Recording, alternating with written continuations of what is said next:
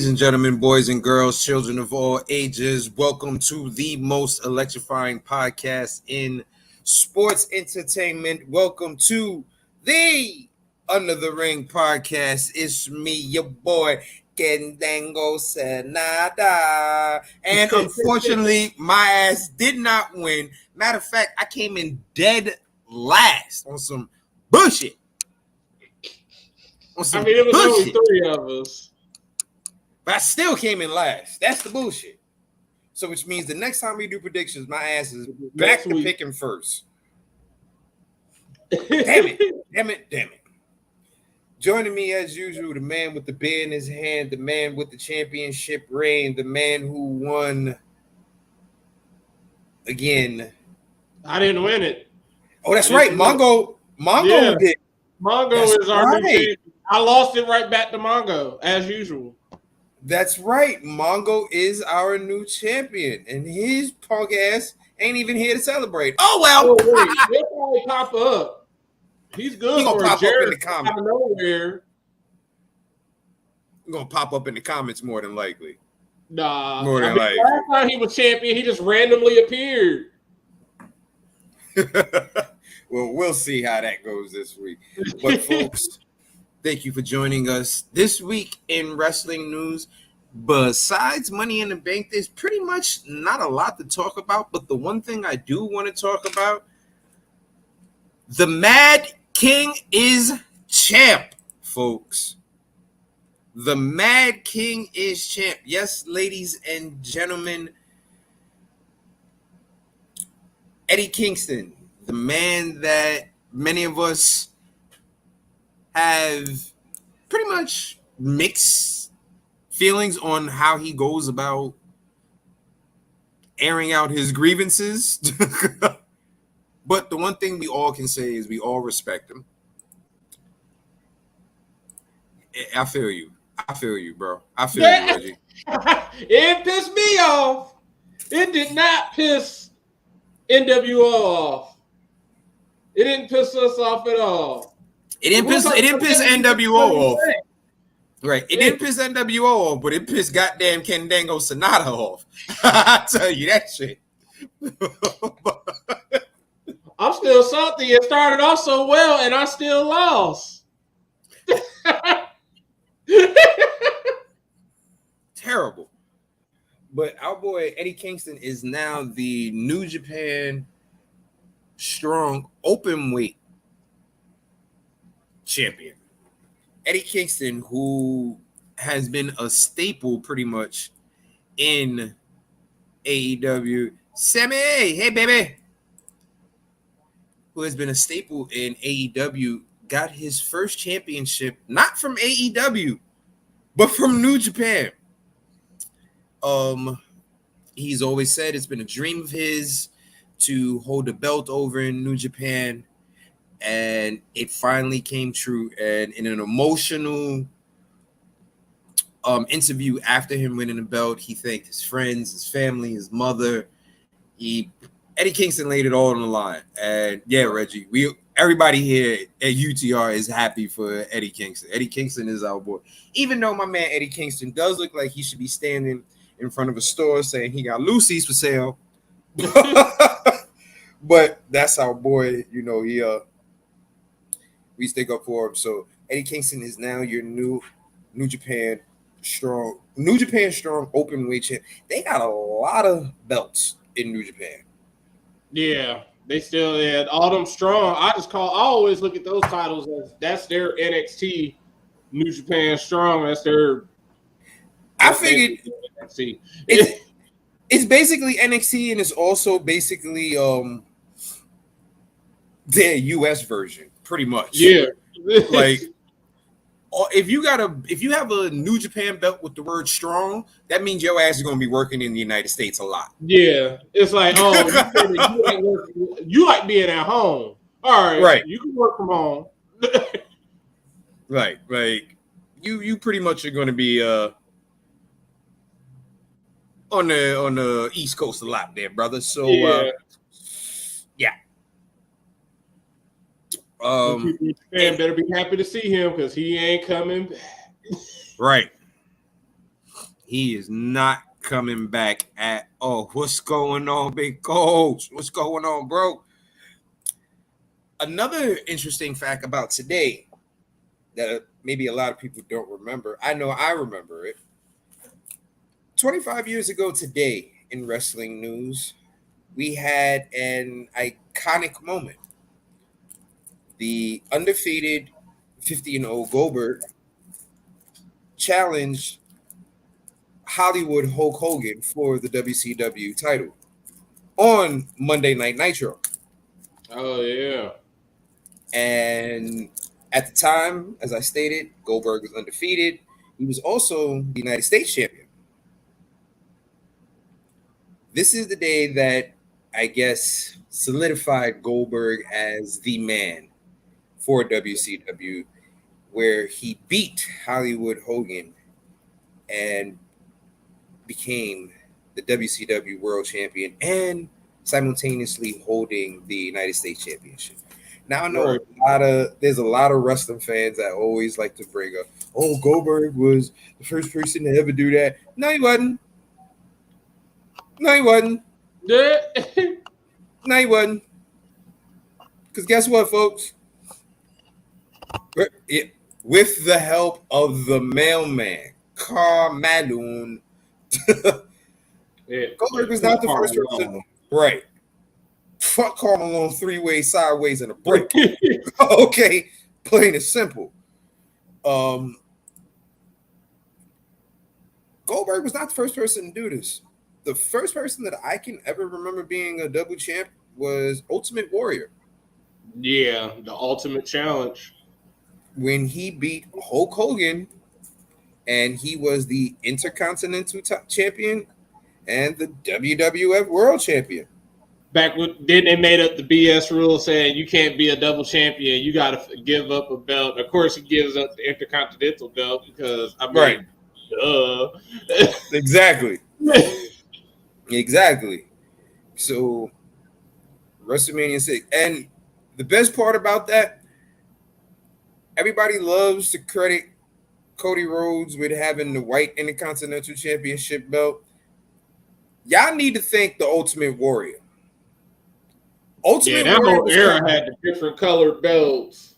Ultimate Warrior had a yellow IC title, a purple IC title, a peach IC title, which is what he wore to WrestleMania 6 to match his tights when he beat Hulk Hogan. He had a white IC. Ultimate Warrior is the reason that the IC title and the world title had colors. Right.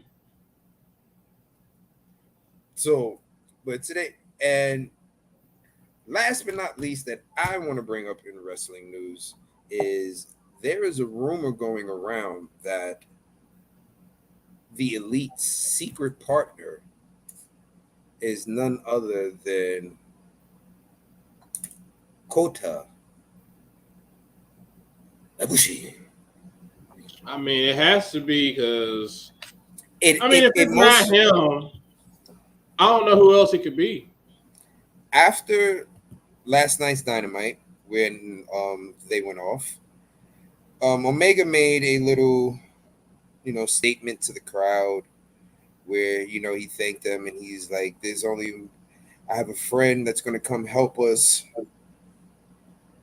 He's somebody I hold near and dear to my heart.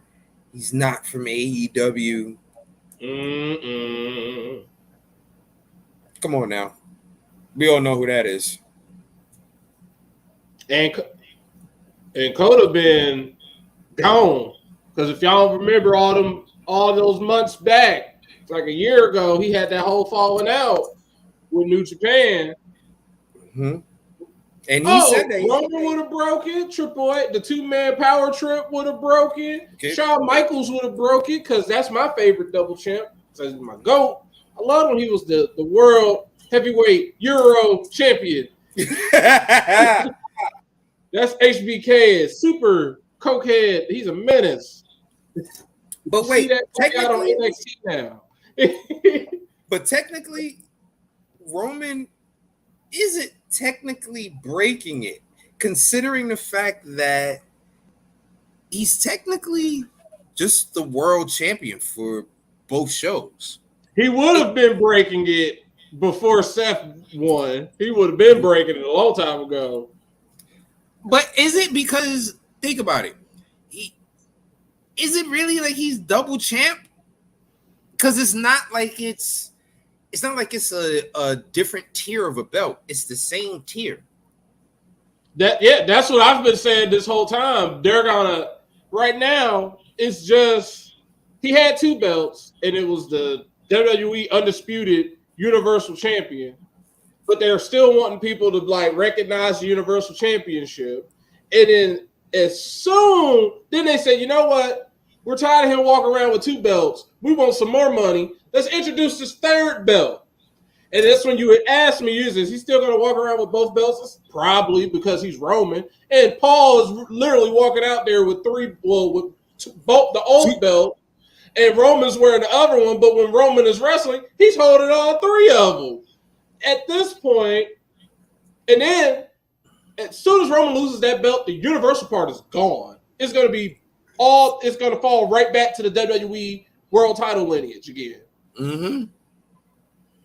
And then they're going to make another belt.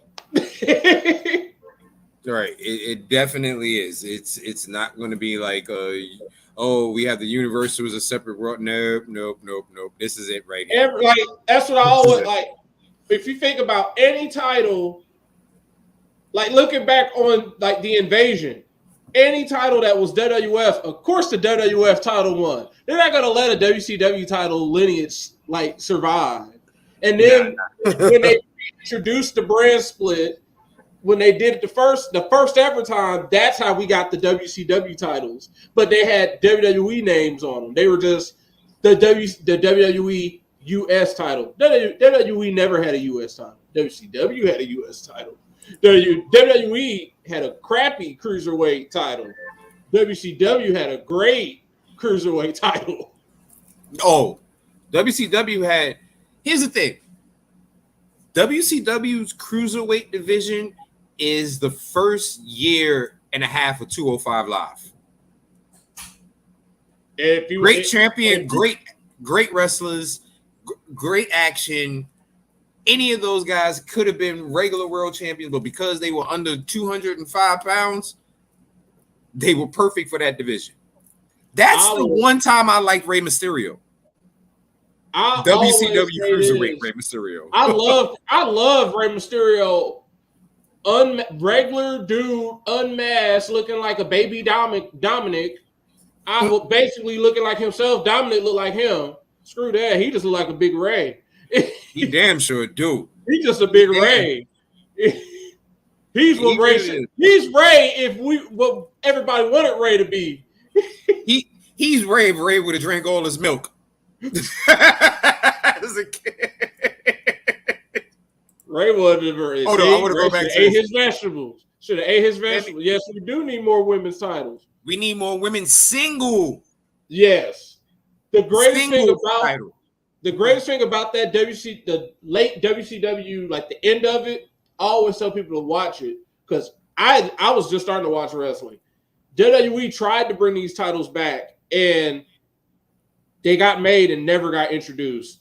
The WCW Cruiserweight Tag Team Division was some of the craziest, coolest wrestling, like 12, 13-year-old me ever saw. Like Kidman and Rey Mysterio, that division was only around for like 3 months because WCW died, like literally right when they popped it off. They only had like 3 champions. But the matches they had to lead up to crown those champions, oh my goodness, you're seeing like 205 Live stuff on there. And this is when all these people got all their joints were still good. Listen, Kidman doing that damn shooting star press the first time I saw it was unbelievable. What's going on, champ? Oh, damn.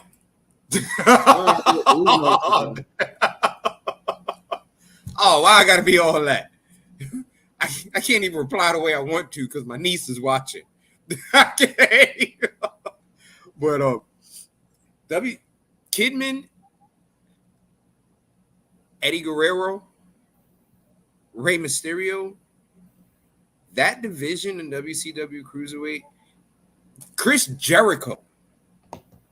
Yeah. Chris Jericho. Before he became what he is now, the Ayatollah rock and roller. Lionheart Chris Jericho was the truth. Was the truth. But yes, we do need more women's titles, singles titles. They did one thing I was happy they did was getting rid of WCW's Cruiserweight division, well, so Impact's X division could run. No, you mean so Impact X division could sprint? Yeah, sprint, bro. For the women's, yes, they do need to have a secondary women's singles title. They did one thing correctly and granting me my wish of consolidating those NXT and WWE titles, we're combining them. So now we're back to what it should have always been: one title going across 3 brands. Because 2 titles can't do it. They ain't got enough. Now they just need to take it one step further. And in one of these, if the main roster wants to do it, if NXT wants to do it, they could actually get away with having a secondary title on both, like on main roster and NXT. But they can't do it with no tag. Ladies and gentlemen, joining us. I told you. Because he feels like it. I told you. Give it up for your reigning, defending predictions champion. Give it up for Mongo, folks. Nah, I'm not gonna play any music this time. Nah, that's all right. I played it. I just wanted to pop up in here and brag a little bit. You're just gonna lose it back to me. I mean, hey, what? Impact where I shine. I know you'll get it. You'll get it.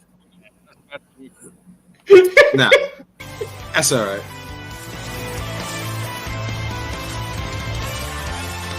I can't even mute his ass. That's the bullshit. All right.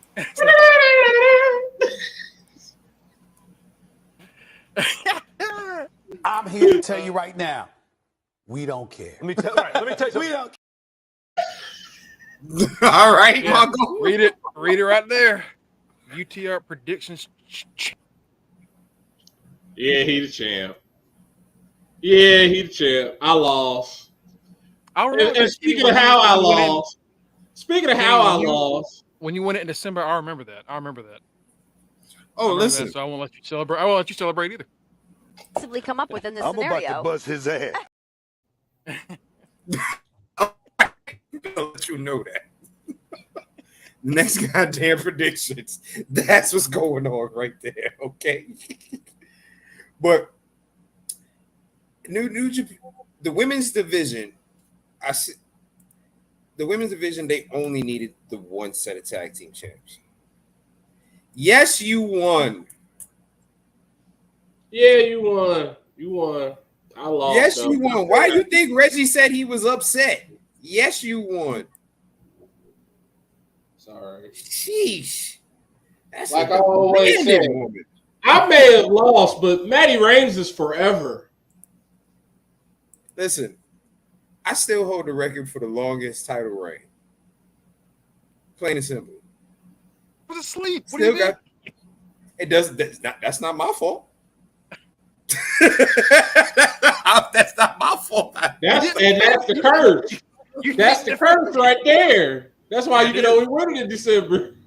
Yep, that's it. Ain't that when your ass woke up in December? When you finally decided to defend that stuff is when you lost it. He came up like Undertaker's hand out the grave. Yeah, took your title. Yeah. Give me that. That Usos pick that girl had really just screwed Reggie as a.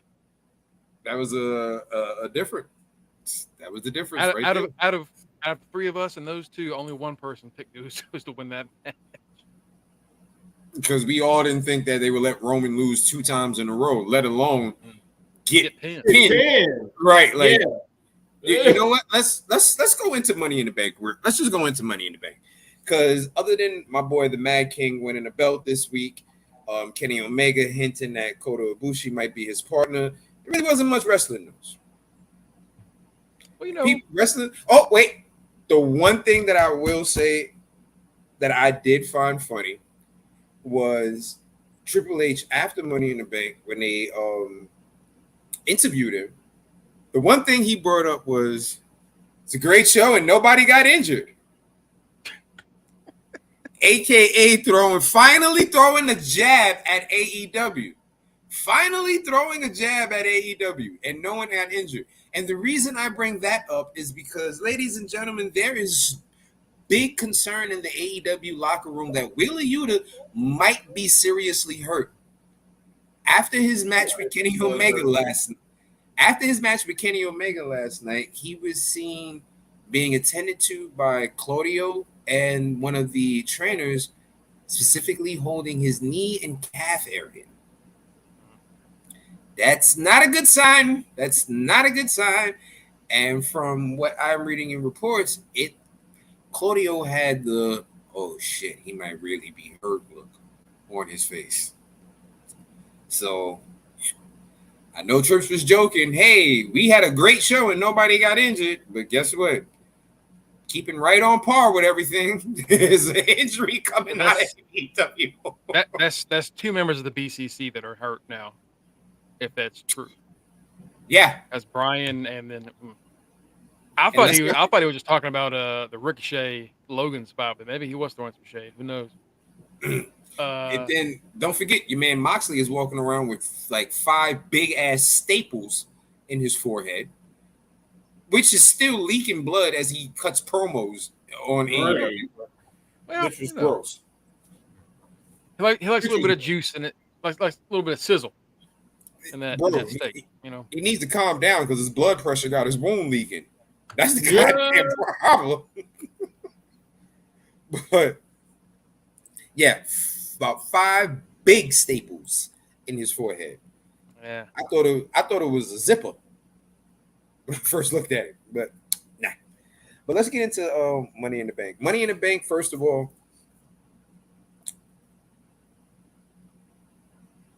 the United States of America, we have got to do better. We're fat. That's all that is. We're fat. No. Fat off of wrestling. The reason why I say we have got to do better is because the way other countries make our wrestlers feel during their matches is uncontrollable. That Money in the Bank crowd was rocking. I don't know where you're going with that. I was like, what the hell are you talking about? Okay, yeah. Crowd. That Money in the Bank crowd was rocking. When they went to Puerto Rico, that crowd was rocking. Because those people only get live events, if that. AEW currently right now is up to 78,000 tickets for their Wembley show. They have decided to expand the seating to 87,000. They're going to sell that up too. That's a wrestling star nation. I mean, even the people, they asked Triple H at the press conference after the show, can you give us the lowdown on when NXT Europe are y'all still doing it? And all he said is, yeah, but we got to wait until the merger is done. We got to wait until we file bankruptcy on NXT UK, and that's taking some time. Yeah. We still got to find chapter 15. We still got to find all the belts, like Gunther, hey, Noam. Tyler's. Hey, Noam, give back that cup. Belt. Gunther stole Tyler's belt, and no one wants to go try to get it from Gunther because he'll chop it. It's a tough situation, right? Man, Also, we're gonna get to it, but like when John Cena was like, "What about WrestleMania in Britain, in London?" Like, whoa, shit, are we doing WrestleMania in London? And he goes, hypothetically, just toss it. And I saw through that. I was like, I don't know why y'all using John Cena to ask that question, because for the longest time they always said, "Oh, we could never do it. The times wouldn't work out." Well, we're watching Money in the Bank literally live at 3:00 in the afternoon.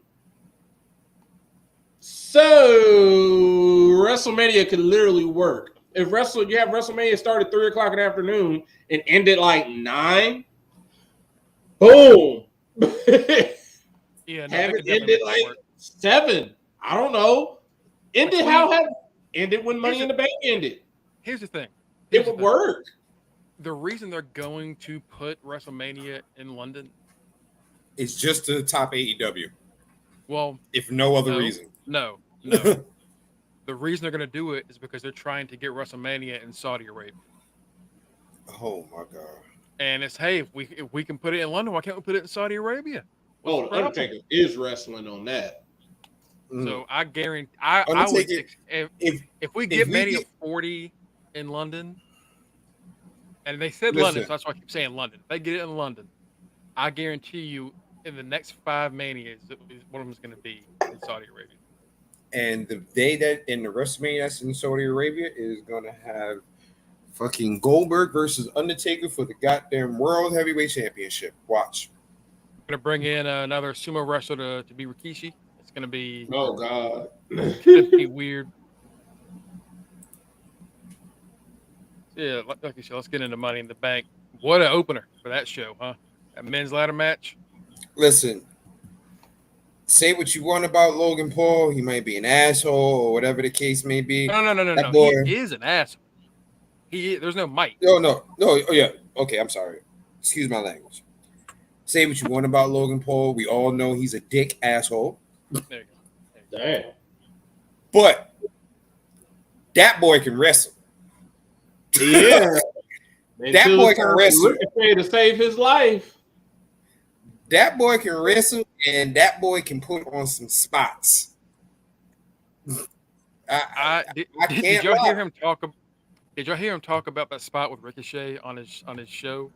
I saw the. He talking about people don't respect what he does. Hold on there, partner. You only had 3 matches. Well, not that. But also, yeah, he doesn't need to be asking about respect right now. But he described it exactly how it looked. Because like watching Ricochet, that real time, I said that doesn't seem like that was supposed to happen. And now they're just falling with style, in the words of Buzz Lightyear.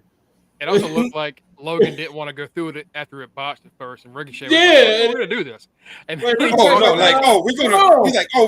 springboard, boy. We're gonna springboard. Let's get it. That was Woody and Buzz. Like, what are we doing? We're falling with style. He said on his impact that we got off the ladder and we didn't get the jump right, and I didn't know what we were going to do next. I was struggling to get my feet before I realized that Ricochet already had me flipped over in the air, and we were going towards those tables. That's not something you want to just have sprung on you. That was the crazy part. The fact that the safety that they made it to the crash landing, because they shouldn't have made that. And man, they were close. They were close. Listen, here's the thing that imagine being there and all of a sudden somebody goes, "Yeah, we're gonna go through this table." No, I don't think it. Because that's exactly what the hell happened. It was funny. I'm glad everybody's okay. Logan Paul worked great as a douchebag in that match, like him trying to get Priest to work with him and get the tables together. I'm not gonna lie. Like, we're gonna slam him, and he just pop. When that happened, I was about to come in the NWO chat and be like, "Well, damn it, Priest is gonna lose." Nope. The only time I was scared Priest was gonna lose, because I am pretty sure he low-key botched that ending where he fell down and he kind of like looked at the crowd and then he went back up the ladder. I was like, I'm pretty sure you were supposed to stay up there, but you fell. and now you have to like improvise to make yourself look dominant again. Here's the thing. Well, you got to think about this. Logan Paul is a celebrity. So celebrities are always going to get bigger spots than people who've been there before. Because guess what? At the end of the day, WWE is a business. So they want eyes on their business. What way is there to get eyes on your business? Grab somebody that's making headlines, whether it be for good reasons or bad reasons. Grab somebody that's making headlines and put them in your ring. That's going to get eyes on your product.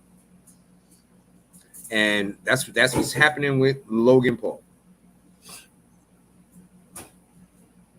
So I'm not even surprised at that. But this match, I mean, him being added to this match, I wasn't mad because everybody in this match low-key was on equal footing. Everybody was going to be an up-and-comer. Everyone, like, this was the most level playing field for a Money in the Bank I've ever seen. Except for Santos. Except for my man Escobar, man. And I like Escobar, but he really was out of place in this ladder match. To me, he was one person that I really felt could have been replaced. Yeah. Anything for him for the build-up, and they didn't have anything ready for him when we were getting to the Money in the Bank match. They didn't really do anything story-wise. All they were saying was like, "Hey, LWO is going to have both cases," but that LWO stuff was pushed on Zelina more than Santos. Mm-hmm. I don't know what happened there. Right. It looks like it worked out because even though she didn't win, Zelina surprised the hell out of me. I'm gonna tell you that right now. But we'll get to that match in a second. Damian Priest is now your new Money in the Bank champion. Senor Money in the Bank. That is not going to get over. Senor Money in the Bank. Yeah. This shit is ass. That crowd was not really behind Priest. They're behind somebody else. LAA9. Yeah. Yeah. Man, that crowd was all Savage. What's going on? Savage Dex. What's good, brother? That crowd was all about LA Knight. And I loved all about LA Knight. I loved it. When he came out, now I ain't even gonna lie. When that LA Knight and that music hit, that crowd went crazy. I said, oh man, damn, they love him. He might win. I thought that was it. I was like, oh, this might be it. And the thing about it is that crowd that pop they gave for LA Knight was louder than the one that they gave for Butch. And they Butch got a loud one. Butch damn near blew the roof off when he came out. When that Fight Night theme hit and your man came down the damn aisle, I was like, Butch? I mean, they reinvigorated Nakamura. Nakamura's theme definitely got reinvigorated going over there. Yeah, those three, it's Nakamura, Butch, and LA Knight, all had giant. Oh, speaking of Nakamura, there's one more thing in wrestling news. If you have not heard this yet, folks, Lil Uzi has made a song called Nakamura. And when I first heard about it, exactly, Reggie. When I first heard about it, I thought, okay, he was going to sample just the beginning of it. Nope. No. He put a beat over it. He put a beat over the entire song and rhymed. I was like, I don't hate this. And as a matter of fact, WWE, get on the phone with Uzi right now and see if we can make this Naki state. I'm just saying. The other companies are already buying songs up. Go buy you one. Just buy this one. Right. This like at WrestleMania. WrestleMania is This is strategic. This was strategically placed. WrestleMania is in Philadelphia next year. Little Uzi Vert is from Philadelphia. He performed at WrestleMania last year. He performed I Just Want to Rock. And everybody said, why is he performing that? Because he should perform this next year. Guess what he's going to perform next year in Philly? Nakamura. Probably going to have, and who's going to probably have a big time match at WrestleMania now? Nakamura. Who's on NWO? Nakamura. Guess who ain't getting cut? Nakamura. Listen, Nakamura is about to win another U.S. or IC title. He is about to have a push. I'll put it to you this way. It makes absolute sense when they were like, why is he doing I Want to Rock? What did the Eagles have as their theme song up until they fucking lost? And I'll tell you right now, because I've listened to I've downloaded the album. The next song after Nakamura on this album is I Just Want to Rock. So there's the two songs he's gonna do Nakamura, and then he's gonna perform I Just Want to Rock at WrestleMania. More than likely. Nakamura's gonna get the first an early match. We're gonna have a mid-show break. Come out, or he's gonna do one for each night.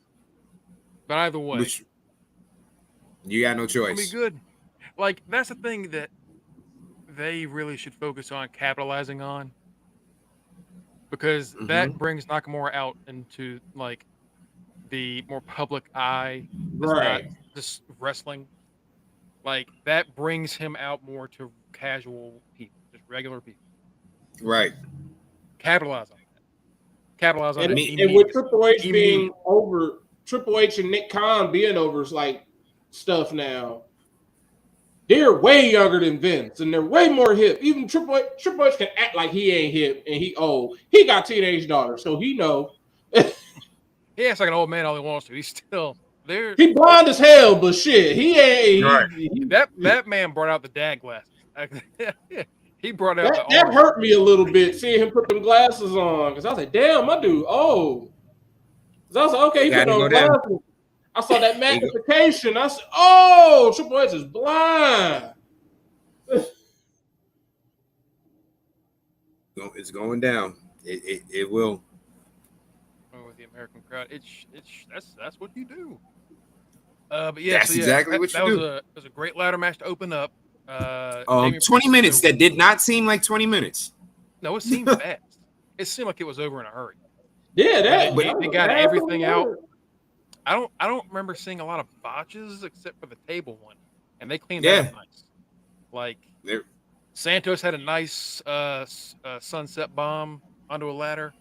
Yeah, I thought his ass broke every piece of his ass bone and thigh bone, just killed himself. And LA Knight got the biggest pop, almost the biggest pop of the night on a DDT, which goes to show you it ain't about the flash of the move. It's about how over you are as an individual. Yeah.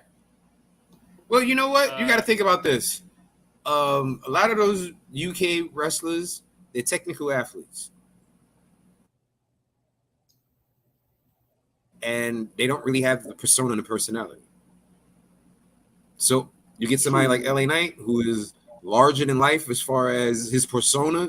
You can tell, he lives that shit. They're going to love it. They're going to love it. Next matchup, I called the damn betrayal. I just picked the wrong set of boobies that did it. I called the betrayal, just picked the wrong set of boobies. And the betrayal that we are talking about, it was the WWE Women's Tag Team Champions. Liv Morgan and Raquel Rodriguez are now your new Women's Tag Team Champions as Shayna Baszler. Shayna Baszler turned on Ronda, not Ronda turning on Shayna. Shayna turned on and choked her ass out. It was out of nowhere. It literally wasn't a part of the match where you wouldn't even think somebody would start just getting choked out. You thinking she's about to help Ronda hit a double team move, and she's just like, nope, bitch, go to sleep. Right. Busted in the back of the head with an elbow and then yoked her out. I was like, well, what the shit? And I love Liv. Liv and Raquel are like, Okay.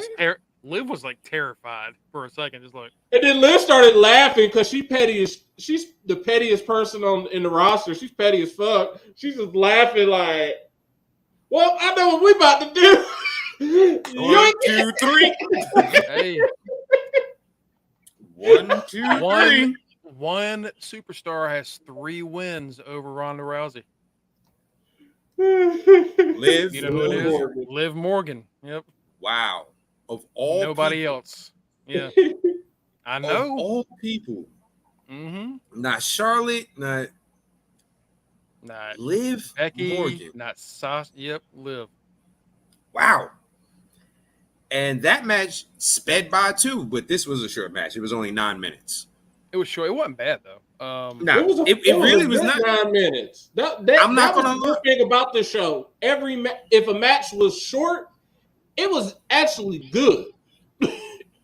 Speaking of short match, the next match was a very short death. Gunther made Cook Boy. Oh, I love that. I love made that him. He chopped Riddle's foot, and it was like the most disgusting thing I've ever.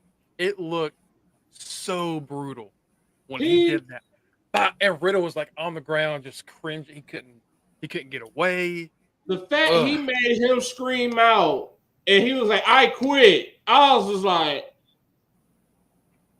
"Okay, like damn." You have made this man sober up. He was not crackhead Riddle. That was Matthew. That was Matthew Riddle. I said I quit. Yeah, that heel hook, it was deep. Matthew said, "I said that is enough." Gunther, that is enough, sir. Call for the bell. I have waved my white flag in submission. Please stop this. He beat the shit out of Matt Riddle. Bad. Yeah. Bad. Yeah. Bad. That is a mean man. Like, yes, that is a very mean man. And that match was 7 minutes and 45 seconds of an ass whipping. Now, if you ever got your ass whipped by your parents, they don't last no more than 35, 45 seconds. Right? Even longest 35, 45 seconds. This man Gunther whipped Riddle like he was his parent for 7 minutes. That shit must have felt like a day and a half to Riddle. Easily. That shit felt like a choke that man into the point where he wants his wife and family back. Okay? Like that's I quit. No more, if anything. He turned him into that punk ass bitch that Seth was calling him. So Riddle's like in the doghouse. Since he's come back, he's been like a loser. He's in the doghouse. He's been a popular loser, but and it's clear that KO hates him. That's yeah.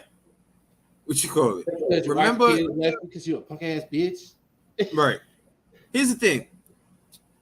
Low key, WWE low key is about family. They don't want to hear that you're doing shit to mess up your family. Keep your private shit out of the public eye. That's how they want it. They want it to be where it's like, yo, according as far as our fans know, you're a married man with kids. That's the front your ass put on. If you doing something else, don't let it be out here where the whole world can see. Riddle went on his Coke boy high and was like, yo, I do what I want. And they're like, okay, no problem. We got a trick for your ass. Take your ass to rehab. And then when you come back, you're going to be a loser for a while. until we think you ready again. What's up, bro? He's a popular loser again. He's bro. I'm clean, bro. I'm good to go, bro. All right, cool. We're going to lose the next 9 months. And, then we'll see. We'll see where you stand. Yeah, man, it was tough for him, but Jesus. Gunther continues to dominate, win matches with different endings. You know, it's not always the same finish from Gunther. You're gonna get he's kind of like Gresham, where like you don't even know when the finish is coming. You never really know when it's gonna end. Nah, my man Muscle is different though. My man Muscle will turn your whole ankle into a damn lock, and you thought he was just throwing you against the ropes for a regular. That man, I think we counted it. That man, he had 20 matches in a row that were all different submission endings. Yeah, like, in the pure tournament, he won each matchup. Right, he won the tournament with a goddamn different submission each time. Right. Oh, Lio Rush and Nick Aldis are teaming right now on my television for Impact against the Motor City Machine Guns. Yeah, Rush is going to fight Sabin for the belt at Slammiversary. I never thought I'd say his shot back. I never thought I'd say this, but come on, Lio Rush. So we can see both Shelley and Sabin lose to Aldis and Leo at Slammiversary, which would be tough. That would be. He should have, because Orton learned that lesson. Yeah, they put Orton ass on punishment. Orton. Malachi Black was on Bobby Fischer's podcast recently. Oh Lord! And he was talking about Orton, and he said Orton is a step above a ring general. Oh wow! He said I have never wrestled anybody that can command a ring as well as he can. If you have a bad match with Orton, that is all on you. That is just you. You were just not good enough to be here. Is essentially what the message was. Essentially, just like everything. Make Mr. Kennedy getting screwed so bad. You know what? You know what? I believe it because think about this. Jinder's best match was against Orton. Yeah, Orton. You can have a good match with Orton. Orton will guide you through it. It is up to you to make yourself look good. He will guide you through the whole thing.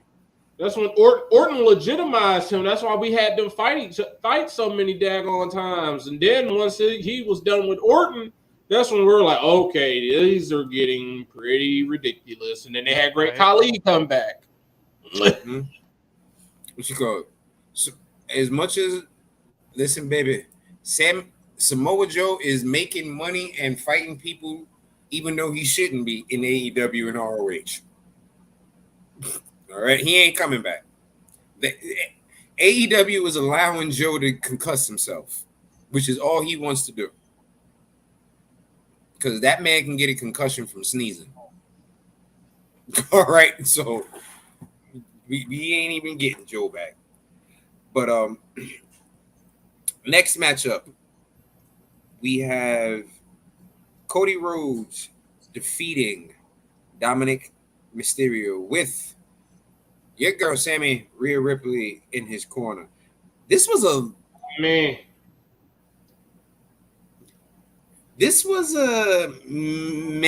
match. I'm not gonna lie. It was a beatdown. It was just Cody beating up Dominic. What I thought was gonna happened the next night. I thought Brock was gonna show up and beat that ass, but nope, he showed up Monday and beat that ass. Yeah, I don't know. Well, no, he showed up Monday and got his ass beat. Did he beat his ass later? I might have missed that. Oh no, he didn't. No. Cody caught it. No. Cody caught his ass clean with a Cody cutter, and that was just the end of the segment. Yeah, I don't know what the point was of having Cody fight Dom, unless it was just like we want Dom on the show, we want Cody on the show. Brock's not here. Basically, here we go. We want Dom to get the big boot out of him. It's part of that build-up that y'all said before. Because as of right now, the plan for the next WrestleMania is Roman versus Cody. So, like y'all said, this whole storyline with Cody losing is just like Cena. Cody ain't lost. No, remember Cody did lose. He died versus Brock. He passed out. I was talking about Money in the Bank. Oh, I'm saying, but it's the whole, like I said, the John Cena storyline where they had Cody lose to Roman. Oh, Mongo hated when I said that. I still think that's what's going to end up happening. This whole, like when John Cena lost, and then he's going to go the whole year doing all these redemptions. Like he's just going to be like building himself back up to the upper. He's just going to be right there on the main event tier, but he's not going to be in the main event tier. And then he'll probably either win like the Royal Rumble or some other BS. Again. Oh, he's probably Royal Rumble because he's already won that. So he'll probably win the secondary match, the Elimination Chamber or whatever. The Chamber. Yeah, he won the Chamber. Yeah. He beat Brock in the first match. So him losing the second one doesn't matter. It just cancels it out. So he's still up. And like now, if they're trying to do the whole he needs to redeem, he's gonna have a bad year. Have him lose to Dominic. Give him a bad year. That's what I thought was gonna happen. I'm like, if y'all want us to make Cody, like Cody's only taking 1 L at this point, 2 L's. Like, come on now. If we're gonna count, we're gonna take Roman and him passing out against Brock. Ooh, 2 losses. He needs some more adversity. And he could have had it by losing to Dom. That would have made Dom even more hated because he could have been like, he could have Ripley hit him with the Riptide. And then he could have been, people would have hated Dom even more because he's like, yeah, I'm on the same tier as Roman Reigns. Yeah. I'm God mode. Have Ripley hit the Riptide where the ref isn't looking. Dom hits the frog splash, does the little Eddie shit, and then we're off to the races. But instead, that boy is just winning and winning and winning and winning. It's not whatever they think. They're like, the story. You got to continue the story. Yeah, it's a horrible. The story's already messed up. It's already messed up. Because now that Brock has shown back up, and he just basically said, "Oh, well, how about we have a fight?" Basically saying we're gonna have a fight at SummerSlam. It's like, all right, why? And if Cody's gonna win that, and then right, we got like 7 more months. Taking 1 loss. If he loses it, are you gonna have him fight Brock for a 4th time before he gets to Mania? Like, have him fight Gunther. Have him get his ass beat by Gunther. But also, I really don't think Roman has needed the belt for everything that's happened after Mania. I still don't think that. I still feel like he hasn't needed it. But that's just me because I see a lot of people. Yep, that's you. So shut up. That opinion. Wow, that's just you. So shut up. I don't think it's just me. I don't think it's just me. I don't care who it is. Shut up. He's doing wonders for NWO. Well, not losing in that shit, but he having lost. the belt. What do you mean? He's lost his last 2 matches. Hey, listen. What points has he given you this year? This year, none. Last year, tons. Negative. Last year, tons. Negative. But that's all right because I know SummerSlam he's gonna give us tons of points when he beats Jay. Because you know that's coming up. And here's the thing: he's gonna defend that belt at least 3 more times before WrestleMania 40, and we know he's still gonna be champ. Then, so we'll see. I don't know. Got a long time without defending it this time. I don't know why he, defended it more than once, like at SummerSlam, and then just never show up. Nah, The Rock ain't getting down with no dog collar match. There's no way in hell The Rock is doing that. Rock ain't coming back. Rock's gone for it. Don't ever think about The Rock coming back for anything. It's done. The Rock is done. In fact, I hope he doesn't come back. Right. I'm fine with him being done. I'm fine with him being done. Because I'm tired of living in the past. Yeah. Ooh. Next up. Ooh. Gunshots. That's how it is. Next up, we have the women's Money in the Bank ladder match. And I'm not going to lie. This may have been probably my second favorite matchup of the show. I can't lie. And the person who surprised me the most was the person that I know I was talking shit about. Zelina. I wasn't talking shit about her. I said I was. I picked her to win. I mean, I think I did too. Yeah, both of y'all did. Yeah. Like, I picked her to win, but I didn't expect the showing out that she had. She had a couple of good spots with her little power bomb and stuff like that. And with her being so damn little, every time she got flung, it looked like her ass was dying. Right. So she got the code read off, or apparently her cousin, which I did not know. I didn't know that either. I looked up when they said that. Like, what? Amazing Red? What? Now, who just came up with that lineage? You know how, Mongo, you know I go to House of Glory Wrestling on the regular. So you know I see Amazing Red on the regular. My comment that I said about him the first time when you first showed me his picture remains the same. Okay? It remains the same. I'm not repeating it because guess what? We got fans now. Well, send it to me because I'm curious. I need to know. A definite. But this match had a lot of bumps, bruises, falls, and everything. And of course, the genius of the Sky, EO Sky, won by handcuffing Bailey and Becky together, and her stepping over Bailey to get to the belt. That's the point that I was like, I'm glad that they had her go over Bailey and not Becky. I'm glad that was. Either way, it told such a story. It's like, hey, this is basically saying like, hey, our generation up next. Because she stepped on two of the 4 horsewomen right there, like, hey, like I gotta get over y'all to get like it's our time. And I love the story that it's gonna possibly be able to tell between Bailey and EO. Yeah, after the show when they did the press conference, Bailey walked out with EO, and they were saying that they won that night. And was like, we won. We won. And EO was looking at her like, no, nigga, I won. I said, what about the cracks and the damage control? EO was like, no crack. We hold. No crack. I think someone's lying. I think someone's definitely lying. Also, Bailey is absolutely costing her cash in. Oh, 500%. Yeah. Like, she is definitely losing that cash in. There's no way. 500% she's losing that shit. Mm-hmm. That match That match was 18 minutes and 5 seconds. That match felt longer than 18 minutes, but it was a good 18 minutes. It wasn't.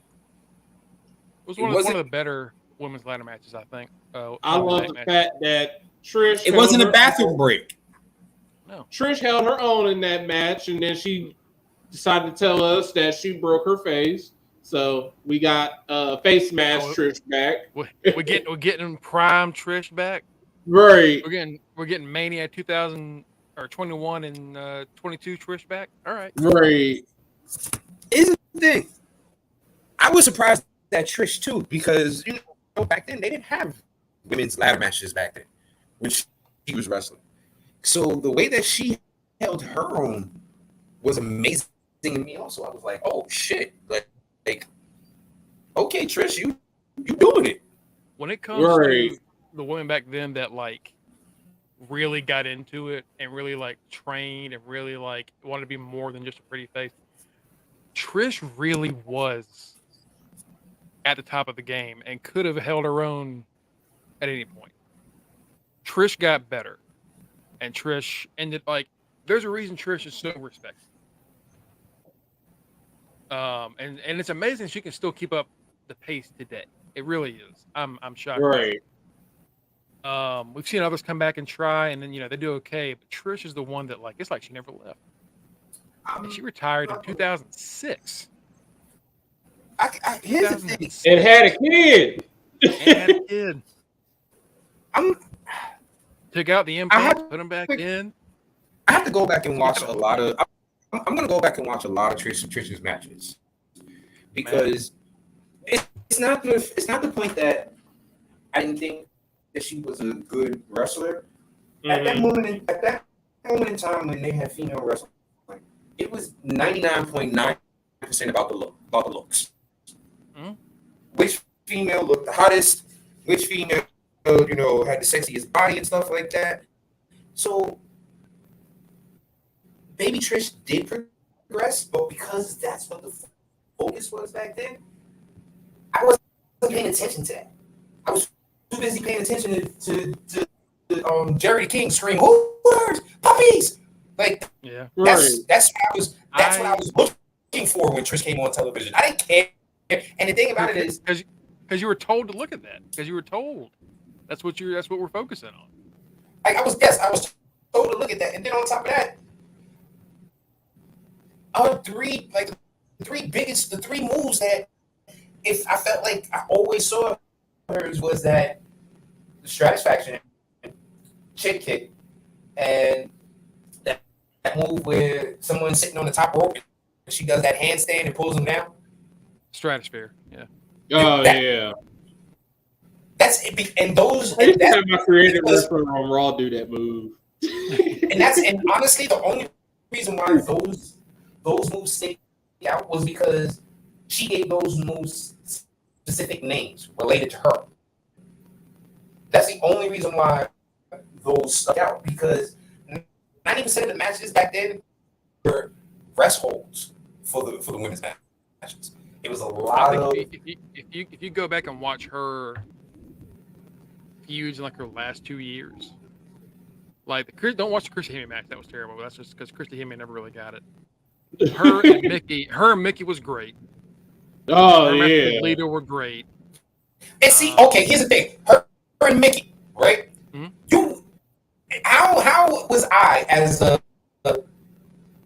young teenage boy or early 20 boy supposed to really focus on their wrestling when you had Mickey in a denim skirt that didn't cover her ass with a pair of thongs, and Trish with the super push-up bra on, pushing those boobs halfway up her nostrils? I'm supposed to know that they can actually do a drop kick? Honestly. And, you gotta pay attention to both parts. Come on, you got, like I said, you got Mickey in a goddamn mini skirt shorter than my wife beater that I got on. Yeah. And she's doing a Luthez press. And the camera angle is from the back, not even the front. So all I'm seeing is skirt and cheeks flying there. I don't give a shit if she can wrestle. And that's exactly. No, Mago paid attention to both. Both, yeah. Mago paid attention to both. Oh wow, they're hot. Oh wow, they can wrestle. I can do both. Yeah, well, man. But that's how it was. That's how it was. That's how it was back then. They pushed how great they look as opposed to what they were doing, and that's just I don't think that's the audience's fault because that's what the company wanted. So that's why Trish, I gotta go back and watch. Yeah, do it. Do a little. Go back and see. I'll give you some matches to watch. I'll pull you up. Like I'm gonna be honest with you. Any match that involved Trish, Mickey, or Victoria, I wasn't paying attention to shit except for how much they did. Okay. Back then, I wasn't paying attention to shit. Okay. Now we got women like Bianca on my screen, who is amazing looking, but I'm actually paying attention to her wrestling skills. That's because, like you said, Mongo, that's what they're pushing. They're pushing the wrestling skills as the forward. Whereas back then they were pushing the looks, which why we had Jerry Lawler doing fucking bikini. We should go the bikini contest and shit like that. Yeah, they did the Playboy stuff and all the other things. Yeah. You ain't never lied, Reggie. You ain't never lied, brother. Yeah, no, it was good. Zoe also looked great. I think Trish Hunter. I think right now that women's division is about as good as it's been in recent years, as far as like you have talent from bottom to top.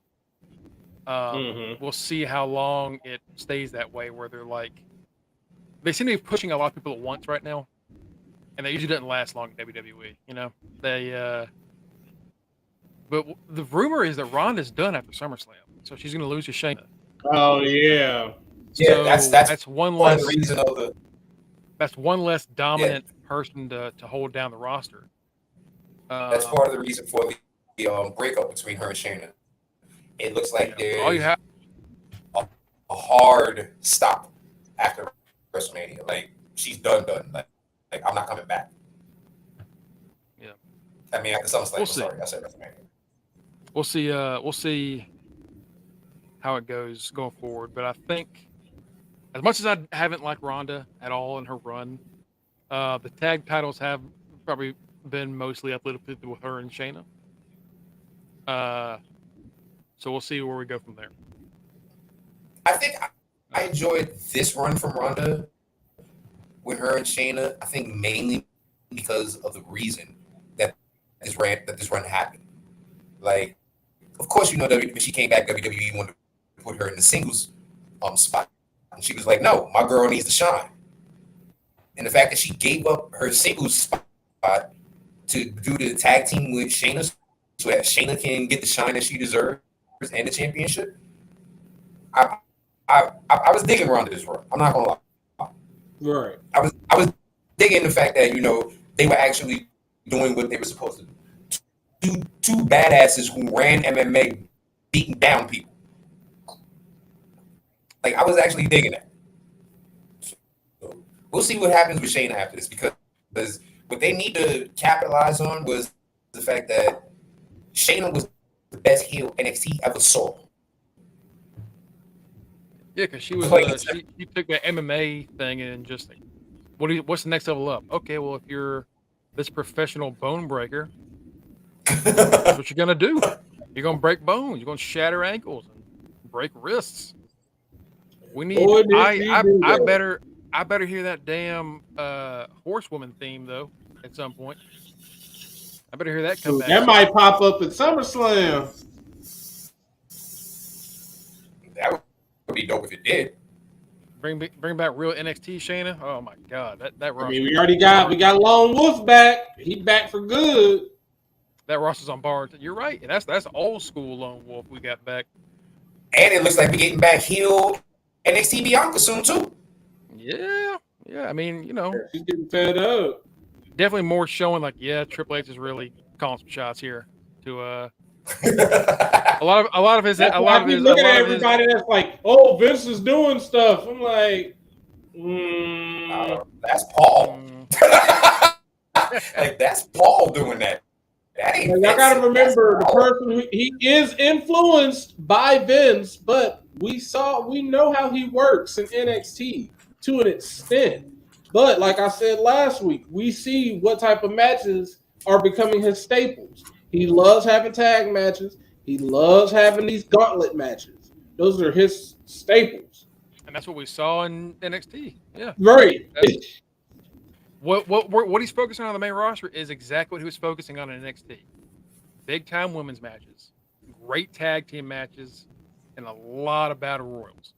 Yep. A lot of tournaments out the ass.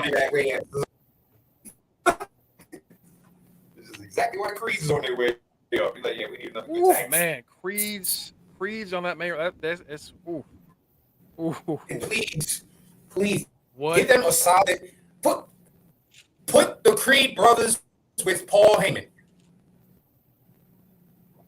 Please. You know, the Creeds are definitely going to Monday Night Raw. They ain't going to no SmackDown. You know who I want to see deal with the Creeds? Since his other thing kind of got canceled for no reason. Put MVP with the Creeds. Yeah, he can talk for them. Put MVP with the Creeds. Have Creeds be heel. Had them beat the Hurt Business. Had them beat the Hurt Business, and MVP be like, I'm done with y'all, man. Now you two. Let's talk. And just boom. Right. Boom. Let's make business. Made immediately.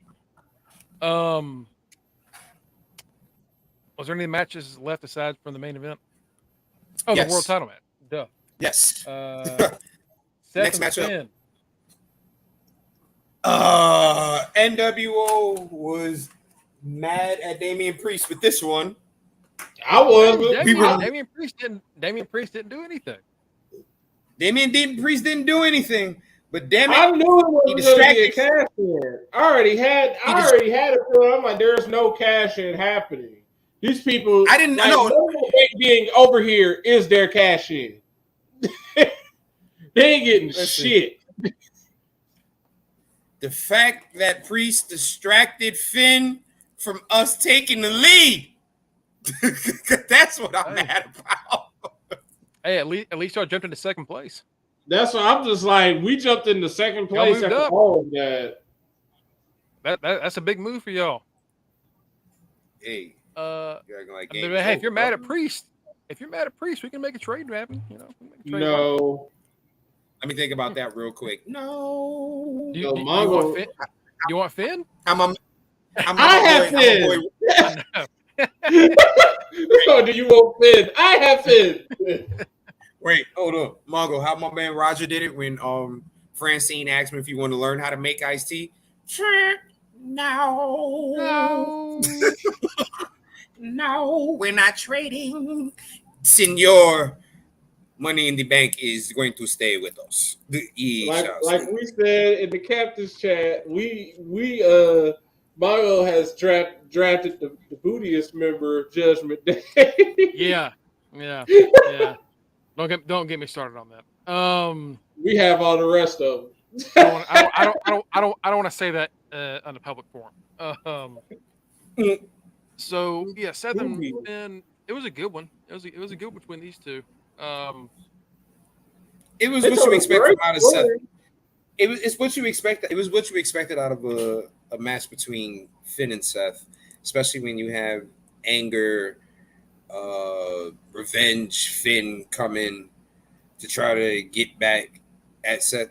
And once again, going back to that goddamn London crowd singing Seth's song ridiculously loud. Ridiculous. Mm-hmm. Like, I know they were damn near over the music. Yeah. They were. That's why they stopped the music and just let him stand there and listen to them fucking sing his song. Because that's how loud they were. Yo, I know AEW fans love to sing Jericho's song. I know WWE fans love to sing that one part of Cody's song. Just that, right. Wow, that's it. I don't think any crowd has sang someone's theme song that loud since the Barclays sang Nakamura's theme song. And you know what? You don't need lyrics. And I'm about to say, both of those songs have absolutely no lyrics. Nakamura's song has absolutely no lyrics, but yet, like I said, like I keep bringing up, that goddamn Barclays for that NXT takeover, the way we were singing Nakamura's song with, like I said, singing a song with no lyrics at the top of our lungs. Seth's song has absolutely no lyrics. You lost your voice that night. I remember that. I lost my voice for 2 weeks because of that. Yeah. Right. So I'm sure people that were at that crowd on Saturday, same thing. They had to. The only time I've ever heard a song that had lyrics to it get sung as loud and as long as that one was Bad Bunnies when they went to Puerto Rico. Oh yeah. That was the one time I was like, geez, this entire country knows this song. Like by word for word. Word for word, riff for riff, ad lib for ad lib. Everyone sang that goddamn song. Loud. Right. Well, like you said, that's the only one with lyrics. Mm-hmm. Like Jericho's song, like people sing it, but it's not like that. You know, it's not Bad Bunny. The Bad Bunny. Bad Bunny. The Bad Bunny, the whole country. Seth continues his run, which has been great. You need to lose. So, just as the Bloodline's breaking up, we also see the Judgment Day probably break up soon. I was wondering if they're going to bring in Little Finn into the group, but apparently he's hanging out on Main Event for some reason. Yeah, him and Apollo be putting on like they're just having bangers. What you call it? Baby Finn came on fucking Raw, beat people up, threw them into steps, and into the goddamn announce tables. And Paul was like, "That's enough. Put your ass on Main Event. You can't keep furniture because of you." They had him beat up Dolph, and then they had him murder Dolph. We ain't seen Dolph since. Okay, we ain't seen JD. We saw Finn talking to him, and I guess that was Finn telling him, "You going down the Main Event, buddy." That was Finn telling him, "Boy, you better chill. Leave Dolph alone. You don't know Dolph cool." Oh, Little Finn is JD McDonough. JD McDonough. You'll laugh at this. Someone said, "Does Finn have hoes?" And Seahawk retweeted it, and it was that lady at the NXT event that had the sign saying "Face fuck me." I was like, "Yeah, how dare you question does Finn have hoes?" Everybody knows Finn got hoes. Why do you think his damn entrance is a dick shot? Like, come on. That's what I would say. Apparently, before he got married, this dude, when he was with old NXT, when they was in Florida, and he was just single, they said dude was a menace out there. He was slinging. Slanging. He was slanging. Prince Devitt. Man, Prince Devitt was out there. Man, Prince Devitt was slinging the Fergal. You want to see my leprechaun? Come to the end of the rainbow. I'll show you a pot of gold. That's what Finn was out there doing. True. He married a Latino woman. Yes, he got hoes. Someone had to keep his ass on a leash. Finn said, I need me a woman that cooks with seasoning. That's why. I mean, he's from Ireland. They don't use any seasoning over there. He found that and was like, oh shit. He's like, oh, this is different. This is adobo? That's what you call this? Okay. Last but not least, the final matchup of the night, the drama-filled matchup that tells more stories than a little bit within itself. The Usos defeated the Bloodline with the first man who ever pinned Roman Reigns is now the first man who has pinned him in 3 years. Ladies and gentlemen, Jey Uso Oscar goes to the entire Samoan family. Okay. It's a great story. Ladies and gentlemen, for those of you who don't know what I'm talking about, when Roman Reigns first came into WWE, a part of the Shield, the very first time that Roman Reigns, was pinned, it was by the Usos. And the person who did the pin with the same exact move that he did it this time with was Jey Uso. Now, that's great storytelling alone, right there. Period. Your cousin gave you your first loss, and now he's giving you your first loss in 3 years. That's great storytelling.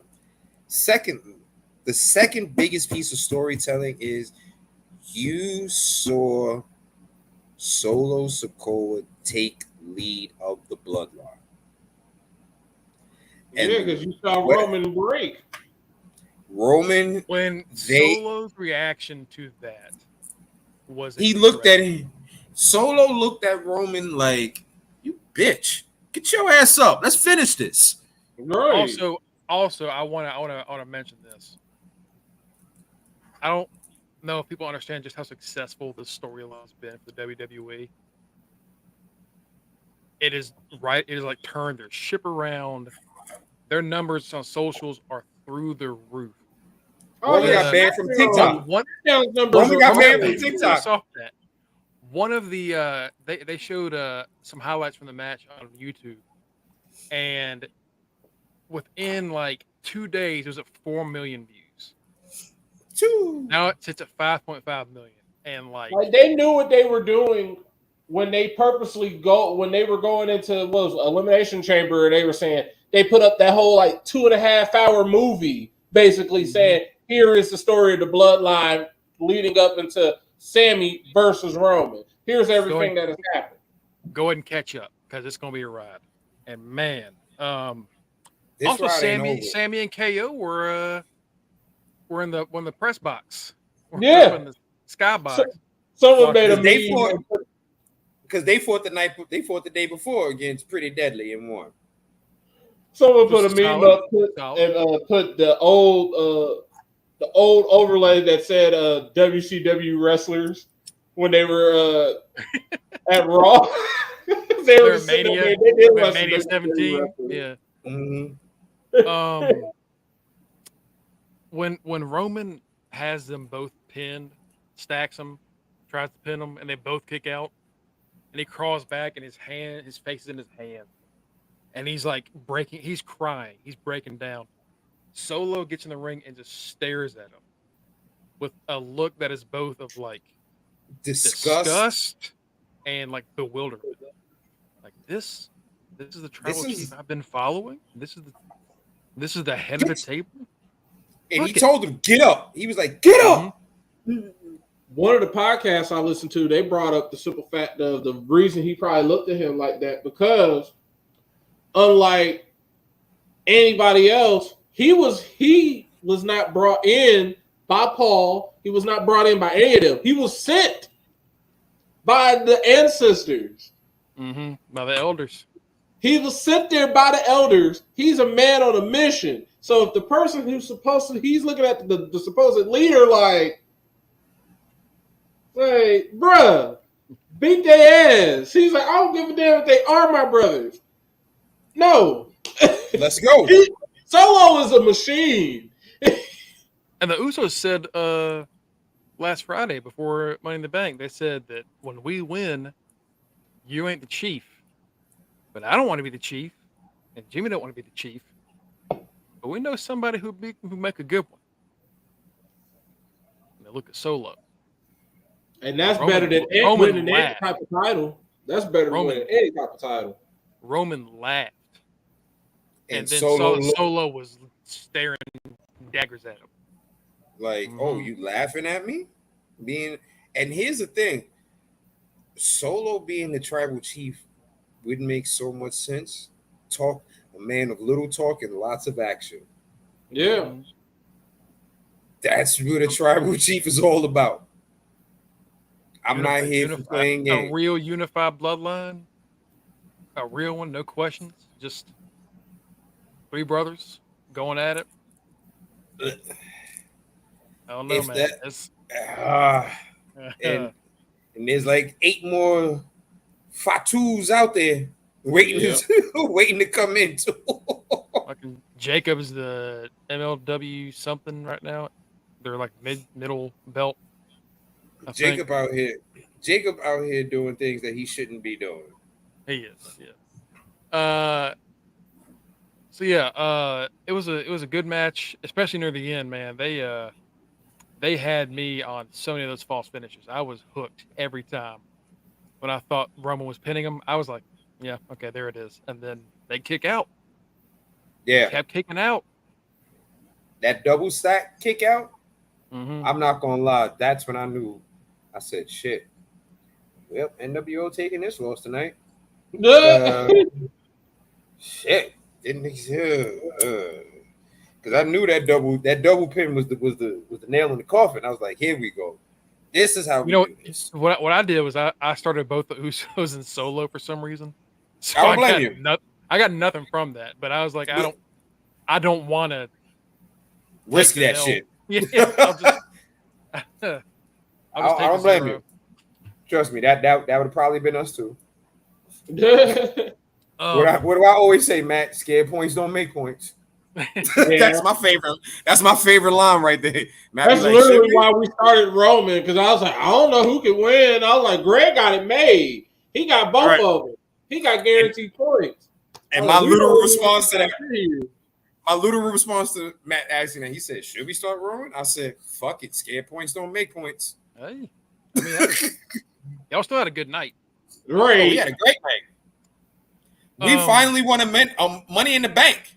Yeah, we had a great fucking night. It took what, 7 seasons? It took 7 seasons, and I didn't trade away the Money in the Bank. Right. It took 6 seasons for us to win a goddamn title, and 7 for us to finally win Money in the Bank. It's our time, baby. It's our time. This is the first time Raw's won a Money in the Bank that we actually had somebody start to win it. Yeah. We always have our people that win it benched. This is the first time we've actually had someone starting that wins it. We was trying to pull a SmackDown, a DX. I'm sorry. Oh no, they were SmackDown then. Yeah, they were SmackDown. We were trying to pull a SmackDown, win the Money in the Bank and get a cash in all in the same night. That's what we were trying to do. So yeah, like you said, they do the super kicks, and then Jay hits the splash while Jimmy's in the corner. 1, 2, 3. That crowd blew the roof off the building. Here's the thing that people don't understand. Shot up. Here's the thing that people don't understand. By the Usos were already considered the greatest tag team champions in WWE history. They were already considered that. But by the Usos winning, and specifically Jay pinning Roman, that people don't realize that was Roman giving them the nod that they can go on. Roman is the man right now. Roman legit is the gatekeeper. If you're allowed to beat Roman, he's pretty much given the okay that, you know what, I think this person is ready. I think they're ready for it. I mean, for them to be, it puts over the fact that not only are, like, the whole thing going into this was we the ones, and then Roman started calling himself the only one. It proved without a doubt, like, even though New Day has that, no, that's not even New Day's record anymore, is it? It's Uso's record. It literally solidified that they are the greatest team. They are the GOAT. They're just the GOAT. Because it's not Jey Uso. It's not just Jey Uso beating Roman Reigns. It's the Usos. It's that unit.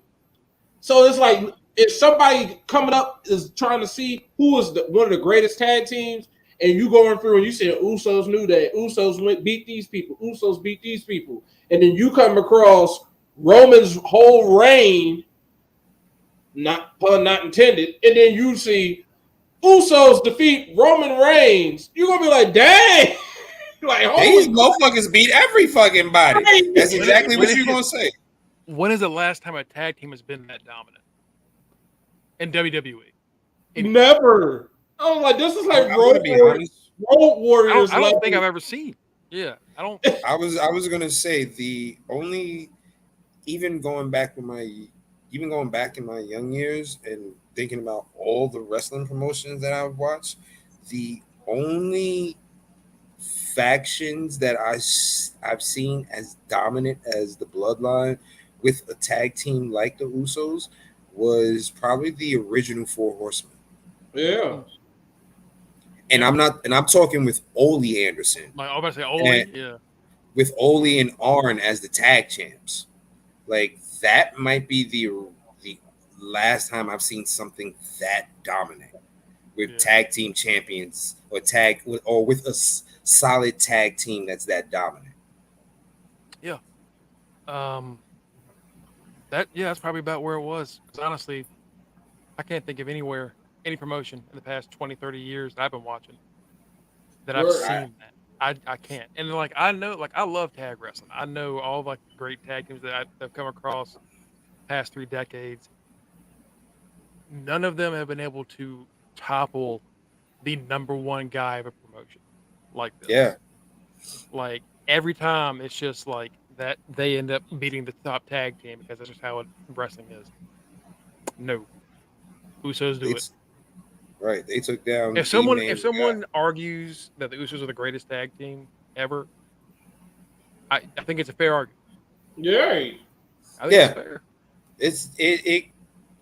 First of all, I think it's fair just off of the fact of the longevity of the team themselves, and the fact that honestly, if not for injuries, these guys wouldn't have had single runs. They're a legit tag team.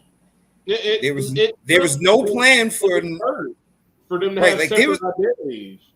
Right, like there was no plan, I think, for them to ever break up. But because of the injuries and the outside things like the DUIs and stuff like that, that forced WWE. Jay got a shot. Right. That and forced. And you know what? When Jay got a shot, he said, "All right, let's go. Take it, and I'm gonna make it." And he made it work. Like, I mean, I remember before all that happened, and people were like, "If they ever break up the Usos, Jimmy's gonna be the one to stick around and be on top." Because Jay doesn't really, he's not really that different. Well, here we are. You know what's funny? I remember us having this conversation, and Mongo, I remember you snickering at me when I said the person who's finally going to beat Roman is going to be Jay, and it's going to be for the title. Well, it wasn't for the title, but guess what? You were half right. Once again, I get half it right. I didn't think they were going to win. We all picked the Bloodline, so you called it more than I did. Right, like when this first happened, they were like, "Who can beat him? This person, that person, that person." And I was like, "No, it's going to be Jay. Jay's going to be." Because remember, I said Jay's going to be the one. I said Jay was going to be the one to dethrone Roman and take the belt. Well, I didn't get the belt part right, but guess what? I got the fact that I did call that Jay was going to be the one to beat him. Because it was right during the time when, right before Cody had his matchup with Roman. It was right before the matchup with Cody and Roman, and everybody was like, "Oh, Cody's going to do it. Cody's going to do it." And remember, I was always against Cody doing it. Right. I was like, "No, it's going to be Jay." No, it ain't going to be okay. Well, Jay didn't get the belt, but damn it, I told y'all Jay was going to do it. I mean, they've shown that Roman can be defeated because he took a pin. And he damn sure. That's the big thing. Like, once we figured out that they were going to lose, like once I figured out that they were going to lose after the double kick out. See what happened? Exactly.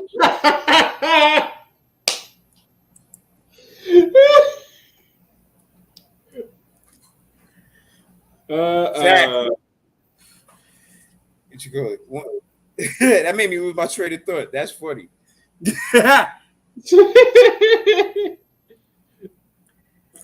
WWE has his storyline is not over. Because now that they, like you said, they've proven that Roman can actually be beat. Now comes I'm going for the title. I got a taste of it, Oos. I can do it, Oos. And that's when Roman lets him know, nah, that ain't gonna happen. That ain't gonna happen. So that's why I'm not too worried about this one, because I know Roman gonna get some points from this Jay win. Right. like Roman is now gonna be going on trial tomorrow night. It's gonna be the trial of the tribal chief. And we already know, pretty much what's gonna happen. It's gonna be like, well, you lost, and I pinned you, so you obviously not the tribal chief. So I mean, I can be the tribal chief, but I think I need to take that title off. I need to challenge you for that belt also. And that's what it's basically going to be it's going to be a title for title match in itself. The title for tribal chief is on the line, but also the title for undisputed universal WWE champion is on the line too. And the thing about it is, I still think what's going to happen is Jimmy's going to wind up turning on Jay. I still think that's going to happen. And the reason why I say that is because I think it's going to happen after SummerSlam. Because you figure that's exactly what this match is going to be. It's going to be Tribal Chief on the line, title on the line, like you said, title on the line. And when Roman wins, Roman is going to win due to Jimmy helping.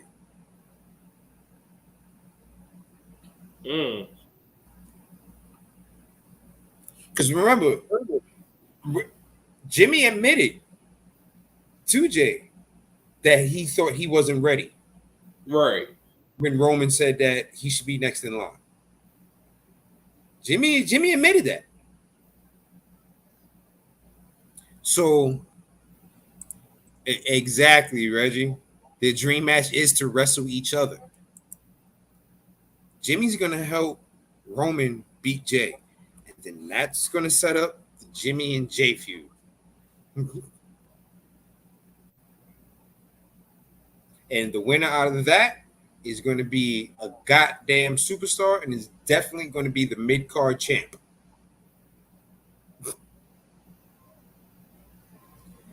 Before they put the big belt on the Usos, since they didn't go with my original plan, they're going to make one of them a mid-card champ.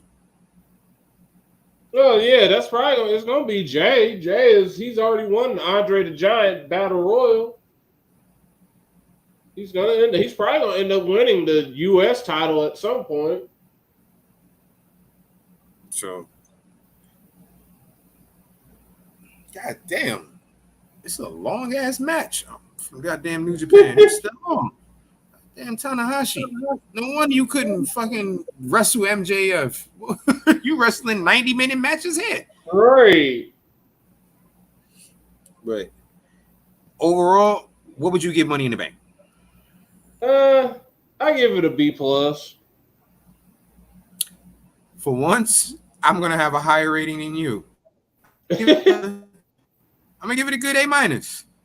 Okay. I'm gonna give it a good A-. I enjoyed it. I did.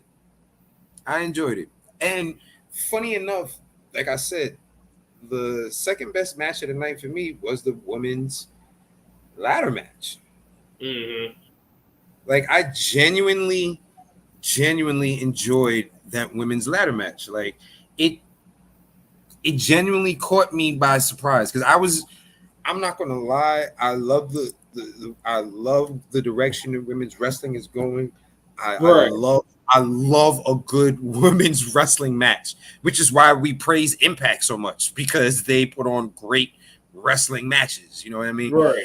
And when you get things like ladders and tables and stuff like that, things don't tend to go right often in women's matches. You know what I mean? And it's to no fault of their own, but the reason why these table matches, these ladder matches, these steel chair matches look so good with the men wrestlers is because they're bigger people. Right. Bigger and heavier people, so it covers more surface area for that table to break, for that chair to make that loud sound because it's a bigger area for it to hit. You know what I mean?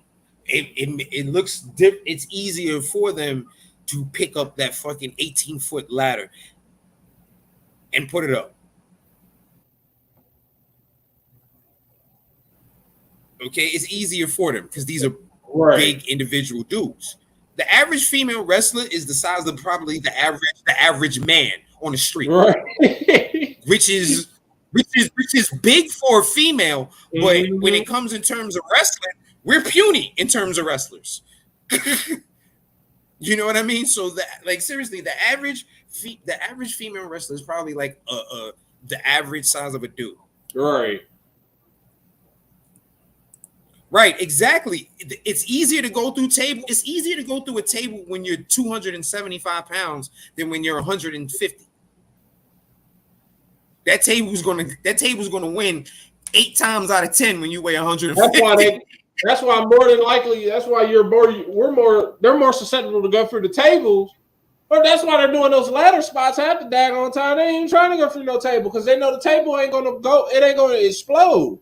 They're gonna destroy themselves on the ladders. Exactly. They know the impact is going to be more worthwhile. Exactly. Like Trish got folded in half. Okay, she looked like she died in that spot. Man. I'm not gonna lie.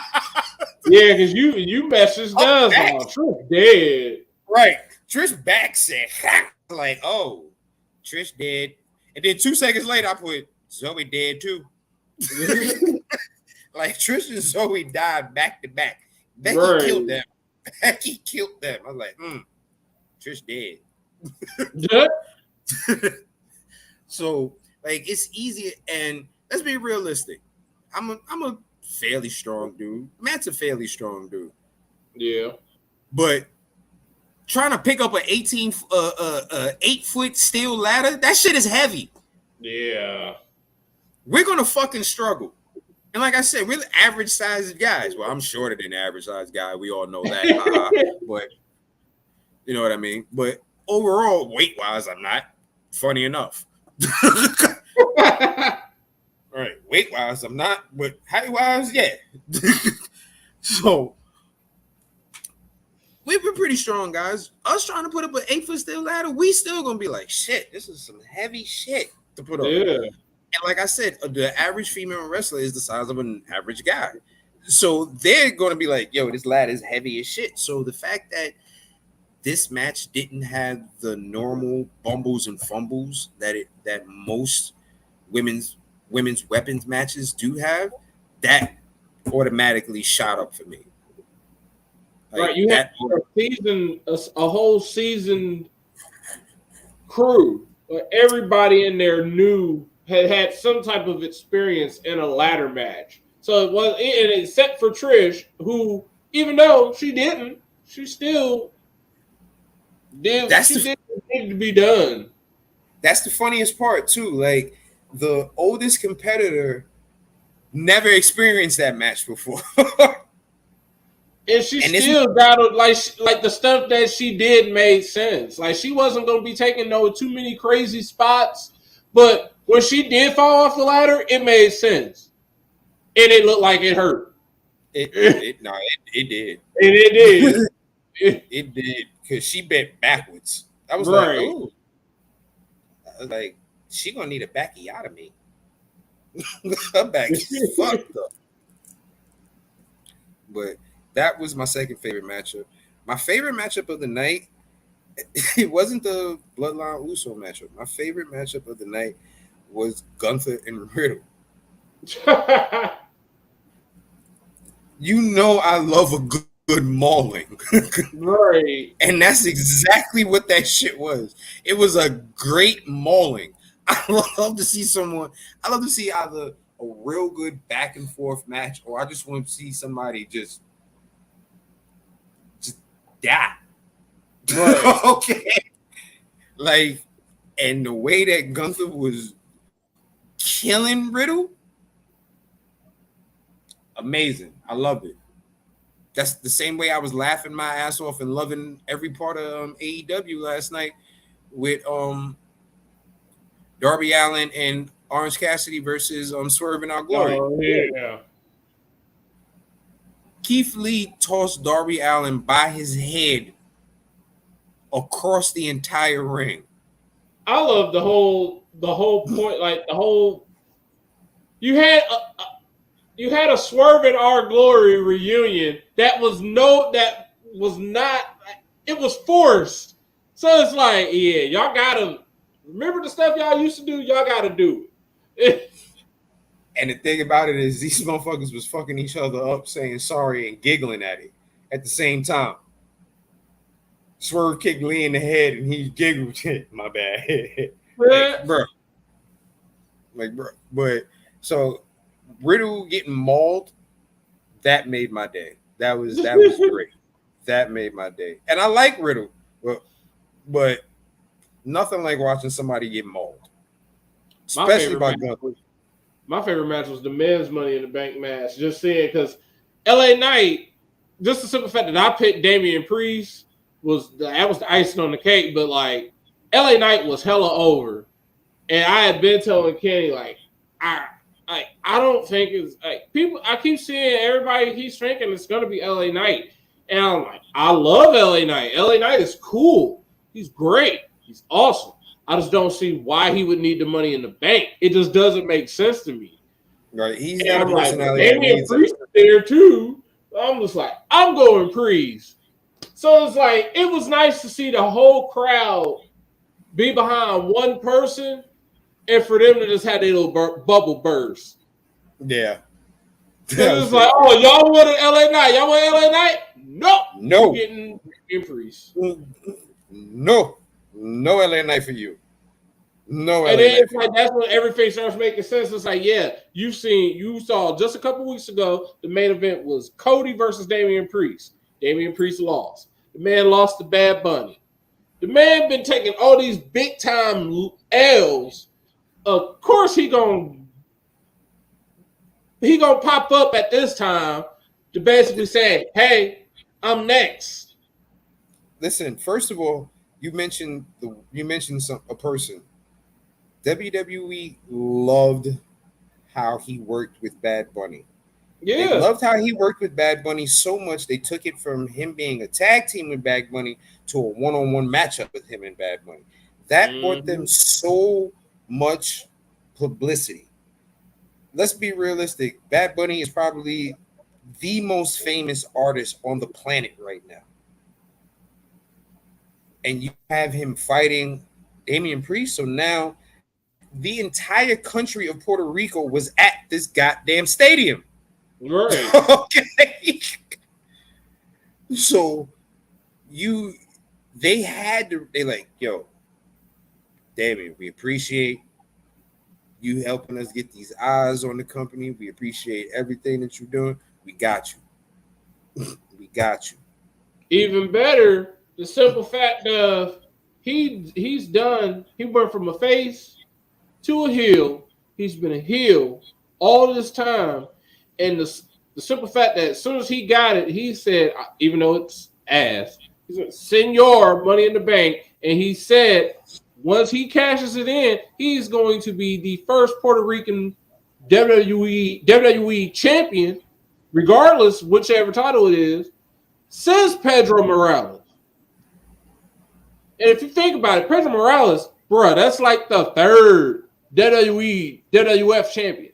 That's like the second or third, fourth. That's up. That's in the single digits of WWE champions. So the simple fact that when he does cash in, he's making that type of history. Oh, he is about to be the face of all faces.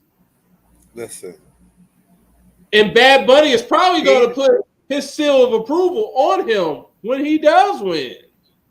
Listen, Pedro, you know how long ago Pedro Morales was? Pedro Morales being champion, I think, was before I was born. Yeah.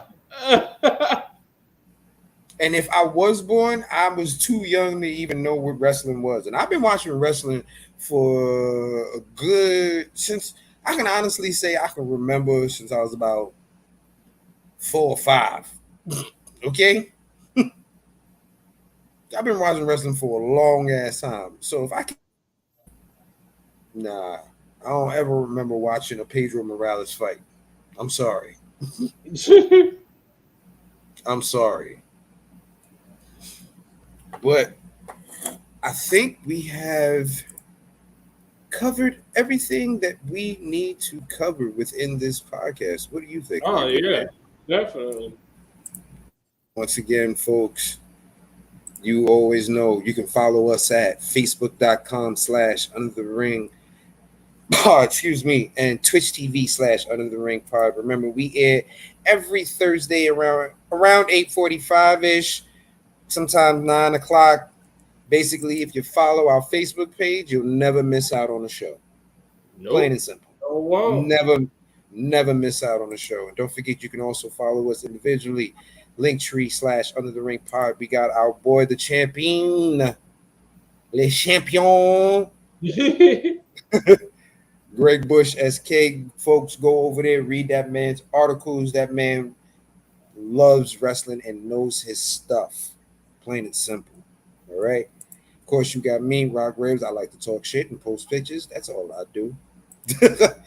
We got our boy Mike, Mr. Fresh Beard. You know, anything going on when it comes down to politics, he is going to be on it and speaking about it.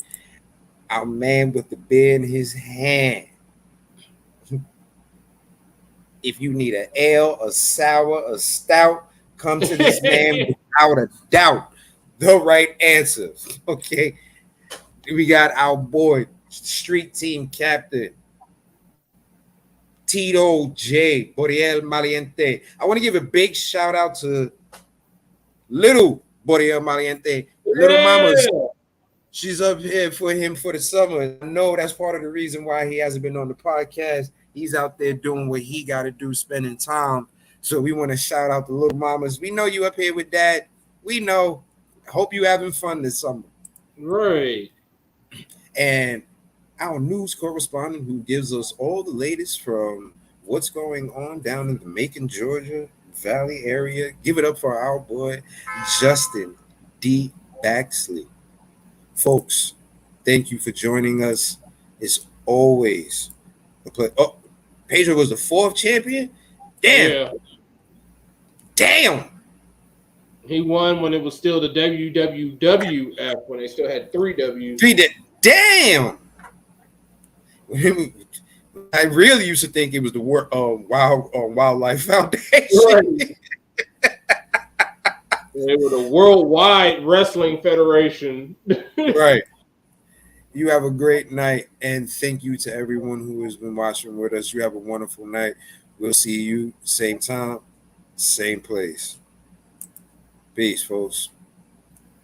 Frank Thomas.